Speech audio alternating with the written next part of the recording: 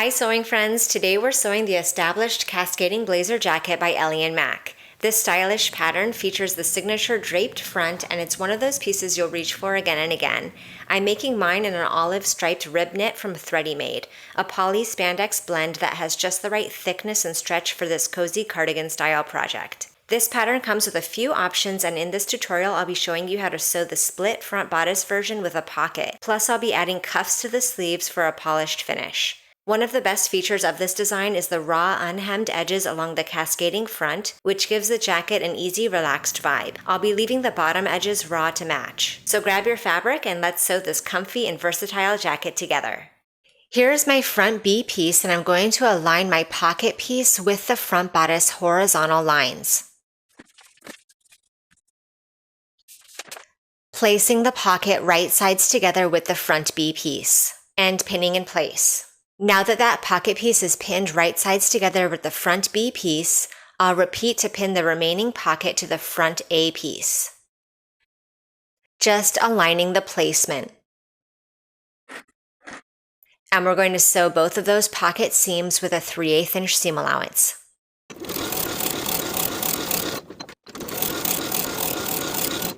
I'll flip my pocket out and over its seam allowance.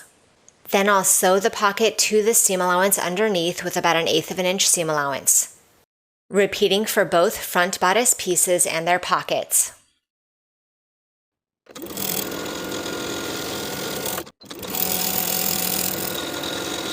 Place the front bodice pieces and their pockets right sides together, and pin the vertical seam as well as around the curve of the pocket. Now we can sew this seam as pinned with a 3/8 inch seam allowance.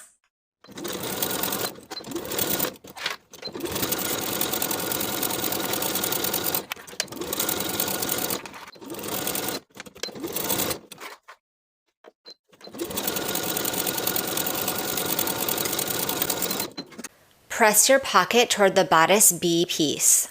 Then from the right side, I'm going to pin the pocket in place.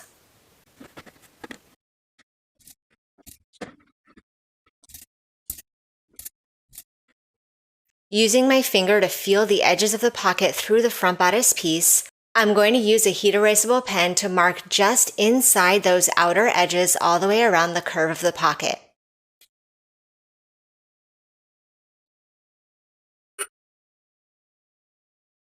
I'll use that transferred line as my stitching guide to sew around the pocket, sewing the pocket to the front B piece.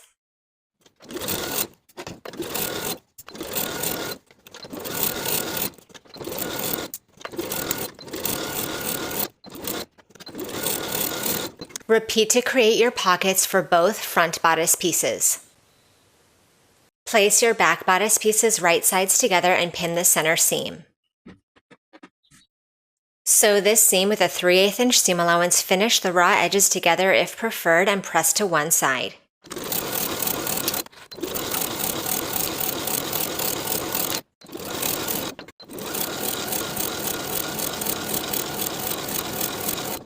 Here is my back facing piece, and I've applied knit interfacing to the wrong side.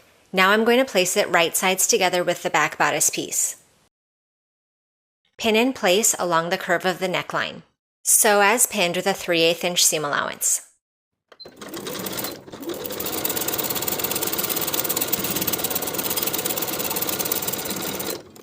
Flip the facing to the inside of the garment and give that seam a good press. Then from the front of the garment, we're going to top stitch that neckline seam with a 1/4 inch seam allowance and baste the facing to the shoulders with about a 1/4 inch seam allowance.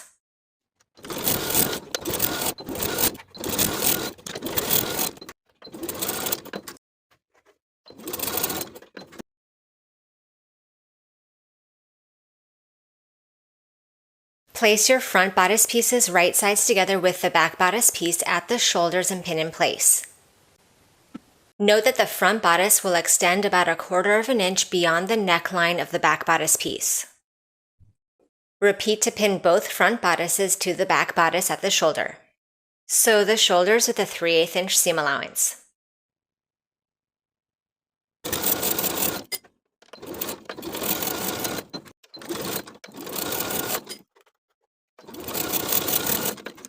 Here are my front and back pieces opened out away from each other at the shoulder seam, with the right side of the fabric facing me. For that 1/4 inch portion of fabric that we left extending beyond the back neckline, we're going to tuck it to the wrong side and pin that 1/4 inch of fabric in place just below that shoulder seam line. Repeat on both sides.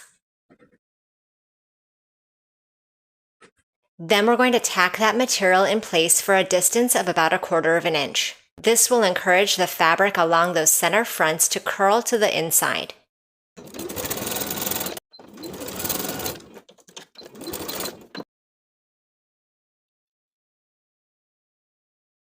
Now with the front and back pieces right sides together, pin the side seams. Sew both side seams with a 3/8 inch seam allowance and press the seam toward the back of the garment.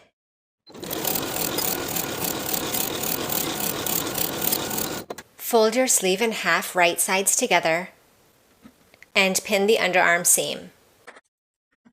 I'm also going to fold my cuff right sides together and pin the shorter seam. Sew both seams with a 3/8 inch seam allowance.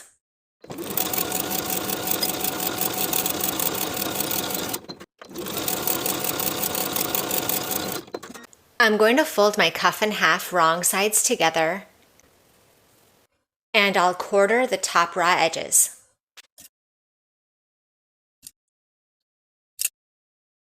I'm also going to 1/4 the bottoms of my sleeves. Now I'll place the cuff and the bottom of the sleeve right sides together, aligning the pin markings and pin in place. Also aligning the seams.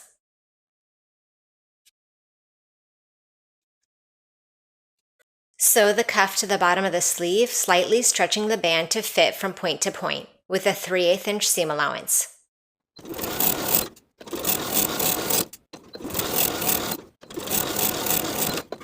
Place your sleeve right sides together with its corresponding armhole and pin in place, aligning the underarm seams.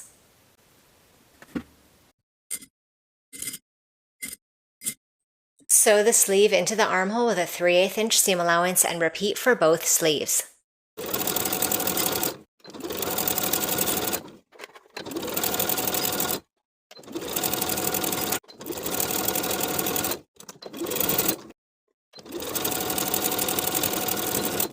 I'm choosing to leave both center front edges as well as the bottom edge of the jacket unhemmed. The raw edge of this jersey will not fray, but to keep those center front edges from curling to the inside too much, we're going to top stitch both front pieces from the shoulder seam, pivoting at that center front point all the way to the bottom with about a 1/4 inch seam allowance and a 3 to 4 millimeter stitch length.